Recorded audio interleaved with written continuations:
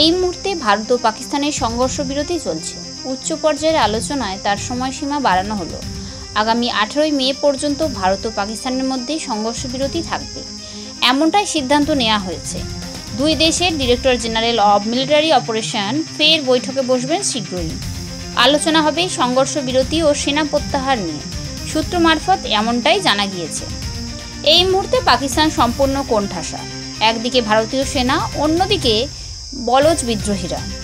পেহেলগাঁওয়ে জঙ্গি হামলার বদলা নিয়ে গত 7 মে এবং 8 মে অপারেশন সিন্দুর করেছে ভারত। পাকিস্তান ও পাক অধিকৃত কাশ্মীরে ঢুকে 9টি জঙ্গি ঘাঁটি ধ্বংস করে দিয়েছে।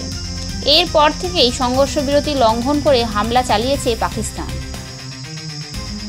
সীমান্তে গোলাগুলির পাশাপাশি ড্রোন, মিসাইল দিয়েও হামলা করে। দিন কয়েক টানা উত্তেজনা চলার পরে শেষে পাকিস্তান নীতি স্বীকার করে। আমেরিকার মধ্যস্থতার পর ভারতকে ফোন করে পাকিস্তান, সংঘর্ষ বিরতির প্রস্তাব দেয়। 10 মে দুই দেশের মধ্যে সংঘর্ষ বিরতি শুরু হয়, কিন্তু কয়েক ঘন্টার মধ্যেই পাকিস্তান সেই সংঘর্ষ বিরতি লঙ্ঘন করেছিল। গতকাল ভারত ও পাকিস্তানের মধ্যে সীমান্ত ও নিয়ন্ত্রণ রেখার সেনা ধীরে ধীরে কমিয়ে পরিস্থিতি স্বাভাবিক করে নেওয়ার কথা হয়েছে। এবার সংঘর্ষ বিরতির মেয়াদ বাড়ানোর ঘোষণা করা হলো। Bureau report, Times Bangla.